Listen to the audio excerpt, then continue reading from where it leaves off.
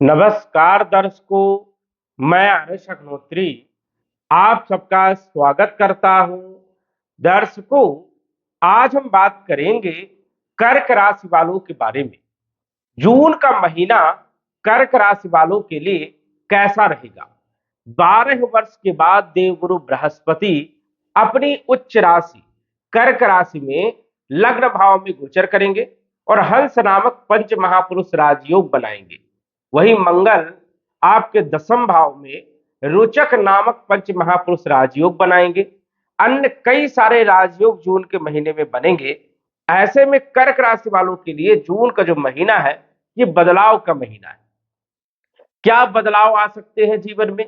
किन क्षेत्रों पर लाभ होगा, किन क्षेत्रों पर सावधानी रखना है, क्या करना चाहिए, क्या नहीं करना चाहिए, इस वीडियो के माध्यम से विस्तार से जानेंगे। तो आइए जानते हैं। उससे पहले यह समझिए कि यह फलादेश चंद्र राशि पर आधारित है। नाम राशि के आधार पर भी जान सकते हैं और लग्न राशि के आधार पर भी जान सकते हैं। ये जो आप कुंडली देख रहे हैं, जून महीने की कुंडली है। सौर मंडल में ग्रहों की स्थिति इस प्रकार से रहने वाली है। यदि हम ग्रहों की बात करें तो 2 जून को जो बड़ा बदलाव हो रहा है, गुरु आपकी राशि कर्क राशि में आ जाएंगे और 2 जून से लेकर के 31 अक्टूबर तक गुरु आपकी ही राशि लग्न भाव में कर्क राशि में गोचर करेंगे और ये बना रहे हैं यहां पर पंच महापुरुष में से सबसे बड़ा राजयोग हंस नामक राजयोग। ये राजयोग अद्भुत माना जाता है और देवगुरु बृहस्पति जब भी उच्च राशि में केंद्र भाव में गोचर करते हैं तो बहुत कुछ दे करके जाते हैं। केतु आपके धन भाव में गोचर कर रहे हैं और धन भाव के मालिक सूर्य जो है आपके एकादश भाव में गोचर कर रहे हैं धन राजयोग बना करके। ये भी एक अच्छी स्थिति है। राहु आपके अष्टम भाव में गोचर कर रहे हैं। शनि आपके नवम भाव में भाग्य भाव में गोचर कर रहे हैं और मंगल जो है जून के महीने में मेष राशि में दसम भाव में रुचक नामक पंच महापुरुष राजयोग बनाएंगे। सूर्य एकादश भाव में और द्वादश भाव में लक्ष्मी नारायण राजयोग बन रहा है। विपरीत परिवर्तन राजयोग बन रहा है जो कि बुध और शुक्र के द्वारा लक्ष्मी नारायण राजयोग बनेगा। बुध जो है अपनी ही राशि में 12वें भाव में गोचर करेंगे तो ये विपरीत परिवर्तन राजयोग भी है। तो ये सारे राजयोग और ग्रहों की स्थिति किन क्षेत्रों पर सुप्रभावी रहने वाली है, हम विस्तार से जानेंगे। सबसे पहले तो हम बात करेंगे देवगुरु बृहस्पति के बारे में, क्योंकि 12 वर्ष के बाद देवगुरु बृहस्पति आपकी राशि में गोचर कर रहे हैं जून के महीने से। तो गुरु का जो बदलाव है ये आपके लिए सबसे बड़ा बदलाव माना जाएगा। गुरु आपकी कुंडली के अनुसार से नवम भाव के मालिक हैं और छठे भाव के मालिक हैं। गोचर करेंगे 2 जून से लग्न भाव में अपनी उच्च राशि में। यहां पर गुरु बहुत अच्छे परिणाम देते हैं।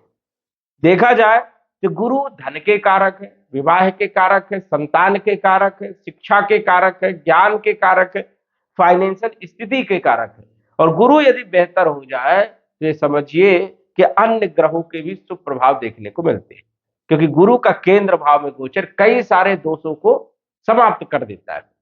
भाग्य के मालिक है तो स्वाभाविक है कि भाग्य में परिवर्तन करने का काम करेंगे, भाग्य को बदलने का काम करेंगे, भाग्य को बेहतर बनाने का काम करेंगे, किस्मत को जगाने का काम करेंगे।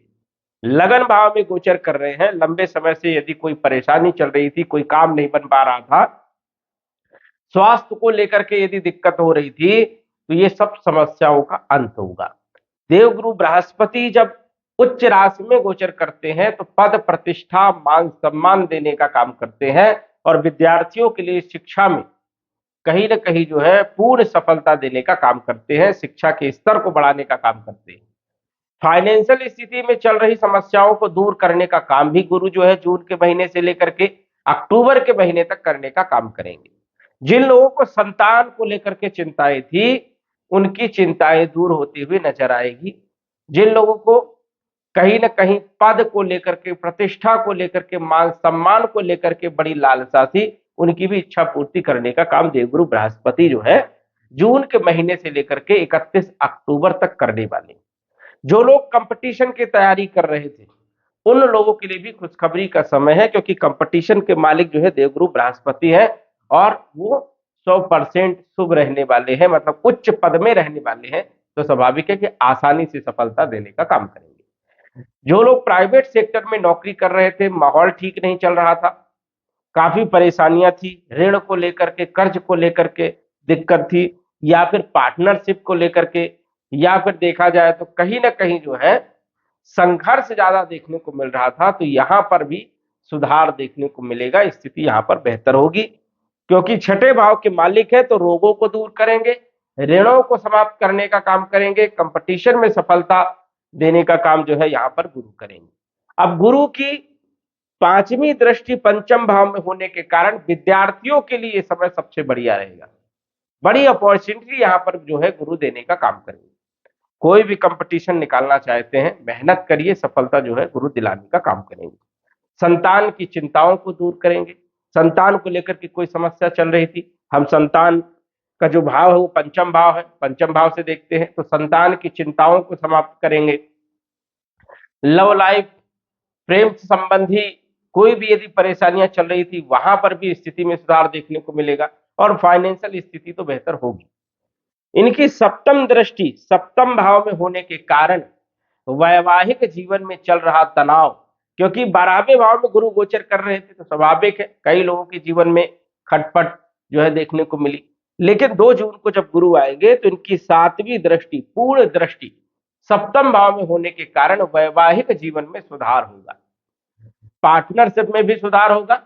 वही देखा जाए तो फाइनेंशियल स्थिति बेहतर होगी, व्यापारिक स्थिति बहुत शानदार रहेगी, क्योंकि ये व्यापार का भी भाव है। वही देखा जाए कि नया व्यापार यदि करना चाहते हैं, या फिर गुरु के क्षेत्रों से जुड़े हुए काम करते हैं, bank, finance, insurance, marketing, sales, या फिर एजुकेशन, धर्म का काम, धार्मिक कार्य, एनजीओ, सोशल वर्क, समाज सेवा, खाने पीने से जुड़े हुए काम, इनसे जुड़े हुए कोई भी काम यदि आप करते हैं तो इन क्षेत्रों में सफलताएं जरूर मिलेंगी। ये भी एक अच्छी स्थिति है। नवम दृष्टि गुरु की भाग्य भाव में अपने ही घर में होने के कारण भाग्य का उदय होगा, भाग्य का साथ मिलेगा, किस्मत को जगाने का काम भी देवगुरु बृहस्पति करेंगे। शनि के द्वारा हो रही परेशानियों को दूर करने का काम भी देवगुरु बृहस्पति करेंगे, क्योंकि गुरु की दृष्टि जब शनि के ऊपर होती है तो शनि शुभ परिणाम देने का काम करते हैं, उनकी जो नकारात्मक स्थिति होती है उसे समाप्त कर देते हैं देवगुरु बृहस्पति। तो बृहस्पति का जो बदलाव है ये कर्क राशि वालों के लिए सबसे ज्यादा जो है शुभ रहने वाला है। धन के जो मालिक बनते हैं वह है सूर्यदेव, और 15 जून तक लाभ भाव में गोचर करेंगे। इसे कहते हैं धन राजयोग। जब भी धन का मालिक लाभ भाव में गोचर करे तो धन से लाभ देता है। 15 जून तक सूर्य की स्थिति जो है लाभ भाव में रहेगी, तो स्वाभाविक है धन लाभ जरूर होगा। 15 तारीख के बाद फिर ये 12वें भाव में आएंगे, तो जिस प्रकार आय होगी इस प्रकार खर्चे भी होंगे। तो यहां पर ध्यान रखना, वही वाणी पर आपको जो है कंट्रोल करके चलना है, कटु वाणी का प्रयोग ना हो, और कुटुंब परिवार को साथ में लेकर के चलना है। पिता के साथ संबंध अच्छे बना करके चले तो स्थिति और बेहतर होगी। बुध आपके तीसरे भाव के मालिक है और 12वें भाव के मालिक है, 12वें भाव में ही बैठे हैं। देखा जाए तो जून के महीने में विदेश से जुड़े हुए कार्यों में कहीं न कहीं राहत मिलेगी। विदेश से जुड़े हुए कार्य जो है बनेंगे। कई लोग विदेश में रह रहे हैं, ग्रीन कार्ड, वीजा, पासपोर्ट में प्रॉब्लम जो आ रही थी उसमें कहीं न कहीं समस्या का समाधान होगा। कागजी कार्रवाई कोई भी यदि आप करना चाहते हैं तो उसके लिए भी जून का महीना बढ़िया है। देखा जाए तो कम्युनिकेशन के लिए समय बढ़िया रहने वाला है, क्योंकि बुध अपने घर में विराजमान रहेंगे, और वो भी लक्ष्मी नारायण राजयोग बना करके। विदेश से जुड़े हुए कार्यों में आपको लाभ मिलेगा। एक्सपोर्ट इंपोर्ट में भी कई लोगों को अच्छा लाभ जो है देखने को मिलेगा। बुध जो है विदेश से जुड़ी हुई और यात्राओं से जुड़े हुए कार्यों में सफलता देने का काम करेंगे। शुक्र आपके चौथे भाव के मालिक हैं और लाभ भाव के भी मालिक हैं, और गोचर कहां कर रहे हैं? 12वें भाव में। शुक्र का 12वें भाव में गोचर अच्छा माना जाता है, भौतिक सुखों में वृद्धि करते हैं, लग्जरियस लाइफ देने का काम शुक्र करते हैं 12th हाउस में। हो सकता है धन खर्चे आपके बढ़ जाए, लेकिन आपको भौतिक सुख भी प्राप्त होंगे। अब चौथे भाव के मालिक है, हो सकता है आप जून के महीने में प्रॉपर्टी खरीदे, मकान खरीदे, वाहन खरीदे, या कहीं लंबी यात्रा में विदेश जा सकते हैं घूमने के लिए, ऐसी भी स्थिति यहां पर बनती है। लाभ के मालिक है 12वें भाव में गोचर कर रहे हैं, तो व्यय भी कराएंगे, खर्चे भी कराएंगे, और जब खर्चे होंगे तो ही जो है कुछ क्षेत्रों से आनंद मिलेगा। जैसे कि आप यात्राएं लंबी करना चाहते हैं तो उसमें धन खर्च होगा, भौतिक सुख प्राप्त करना चाहते हैं तो धन खर्च होगा। तो स्वाभाविक है कि शुक्र 12वें भाव में धन भी देते हैं और खर्चे भी खूब करवाते हैं, लग्जरियस लाइफ देने का काम करते हैं। तो ये भी एक अच्छी स्थिति है। मंगल आपके पंचम भाव के मालिक है और कैरियर के मालिक है। केंद्र त्रिकोण राजयोग बना करके गोचर कर रहे हैं और सबसे बड़ा राजयोग रुचक नामक पंच महापुरुष राजयोग बन रहा है। ये बेहद शुभकारी जो है राजयोग माना जाता है। कैरियर में चल रही परेशानियों को मंगल दूर करने का काम करेंगे। शिक्षा के लिए विद्यार्थियों के लिए समय बढ़िया रहेगा, संतान के लिए समय बढ़िया है, लव लाइफ के लिए, फाइनेंशियल स्थिति के लिए बहुत अच्छा समय है, पद प्रतिष्ठा राजनीति के लिए समय बहुत शानदार रहने वाला है। क्योंकि मंगल यहाँ पर कर्म के क्षेत्र में, चाहे आप व्यापार कर रहे हो, चाहे व्यवसाय, चाहे नौकरी, कुछ भी कर रहे हो, यहाँ पर आपको कर्म का पूर्ण फल प्राप्त होगा।